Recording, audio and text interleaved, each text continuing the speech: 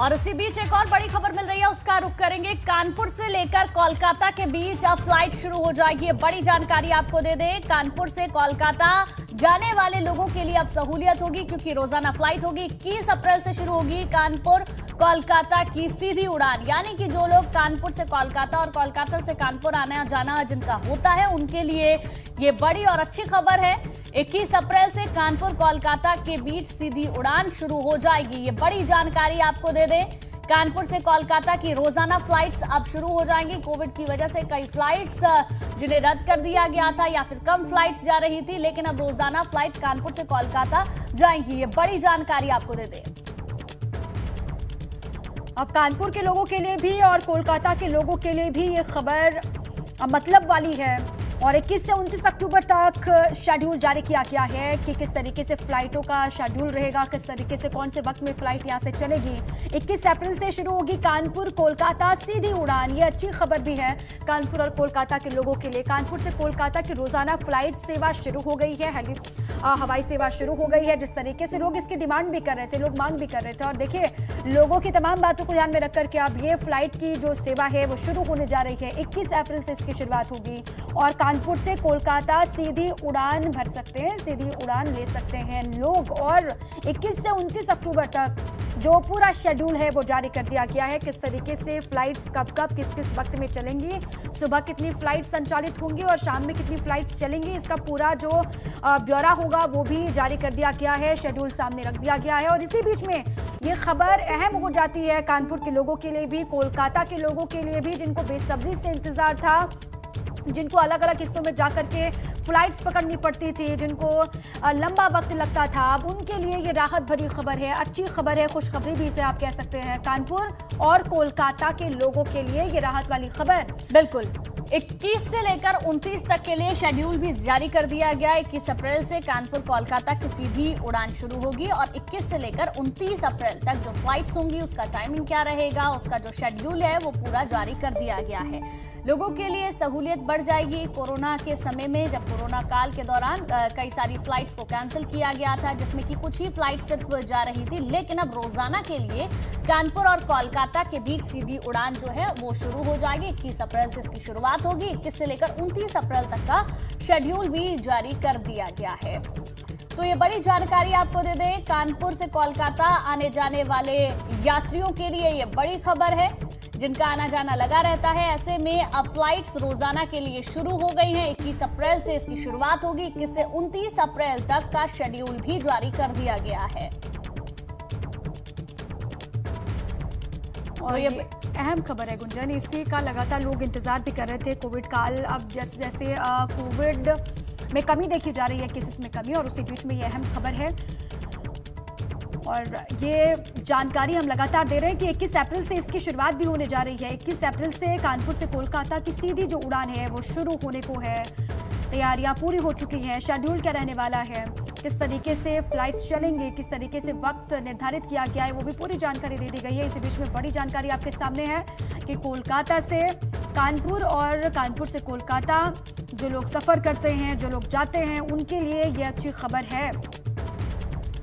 और ये लक्ष्य भी रखा गया था, एक तरीके से समय निर्धारित भी किया गया था और उसी समय के अनुसार ही देखिए 21 अप्रैल से शुरू होगी कानपुर कोलकाता सीधी उड़ान।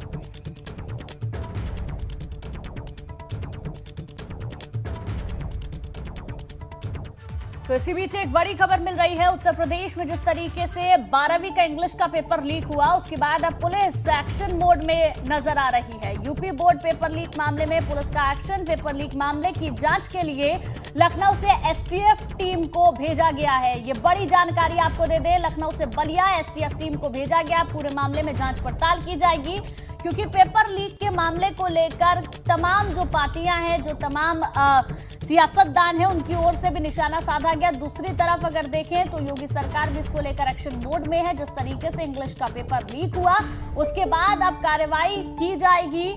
एसटीएफ की टीम अब भेजी जाएगी। एक्शन मोड में पुलिस नजर आ रही है। पेपर लीक मामले की जांच के लिए लखनऊ से एसटीएफ टीम को भेजा गया है।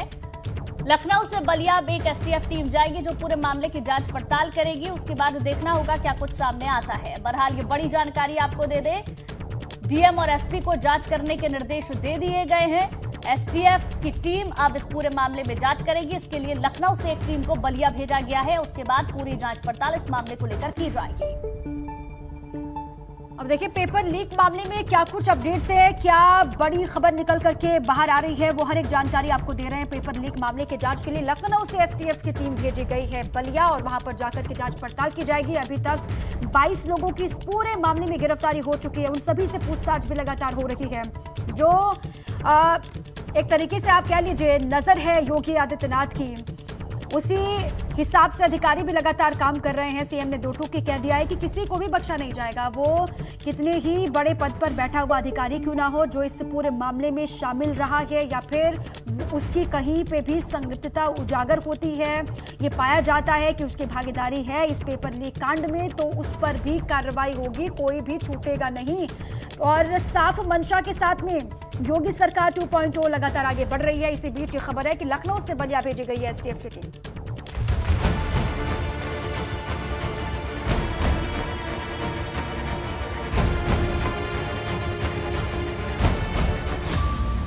पेपर लीक कांड में बड़ा खुलासा, बलिया के निलंबित डीआईओएस के पास निकला दौलत का खजाना।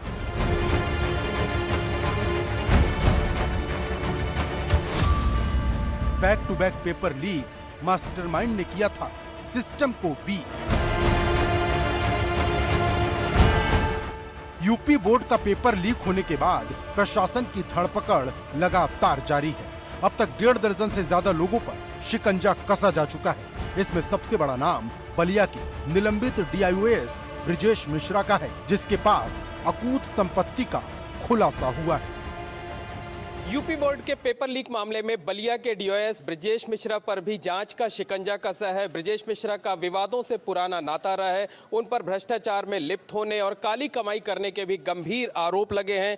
दावा यह किया जाता है कि ब्रिजेश मिश्रा जिस भी जिले में पोस्टेड रहते हैं वहां एक आलीशान मकान बनाकर रखते हैं। प्रयागराज में भी वो कई सालों तक बीएसए के पद पर कार्यरत थे। यहाँ सबसे पॉश इलाके सिविल लाइंस में भी उन्होंने एक आलीशान मकान बना रखा है। दावा किया जा रहा है कि ब्रिजेश मिश्रा ने अपने पद का दुरुपयोग करते हुए जमकर काली कमाई की। ब्रिजेश मिश्रा ने जिस भी शहर में नौकरी की वहां कुछ न कुछ संपत्ति जरूर बनाई, क्योंकि जानकारी के मुताबिक बलिया के निलंबित डीआईओएस के पास प्रयागराज के सिविल लाइंस हनुमान मंदिर के पास करोड़ों की कोठी है। झूसी में कई एकड़ का फार्म हाउस है। इसमें गिर जैसी प्रजाति की 300 गायें हैं। बिहार में आलीशान मॉल भी है। अंदर का जो नज़ारा है, जो तस्वीरें हैं, वो देखकर अंदाज़ा लगाया जा सकता है कि कितना कीमती, कितना आलीशान ये मकान है। और निश्चित तौर पर कहा जा सकता है कि इस तरीके के मकान जो है वो साधारण कमाई से नहीं बनाए जा सकते। निश्चित तौर पर कहीं ना कहीं भ्रष्टाचार का मामला होगा, काली कमाई करने का मामला होगा। और ब्रिजेश मिश्रा का तो इस विवाद से लगातार गहरा नाता रहता है और आरोप ये लगता रहता है कि वो जहाँ भी जिस भी जिले में पोस्टेड रहते हैं वहाँ इसी तरीके के मकान खड़े करके रखते हैं। जौनपुर में भी उनके मकान बनाए जाने की सूचना है। लखनऊ में भी उनका एक आलीशान मकान है। बलिया जिले में भी जहां वो रहते हैं वो एक आलीशान मकान है। और प्रयागराज के इस मकान को देखकर अंदाजा लगाया जा सकता है कि ब्रिजेश मिश्रा किस तरीके से भ्रष्टाचार में लिप्त रहते होंगे।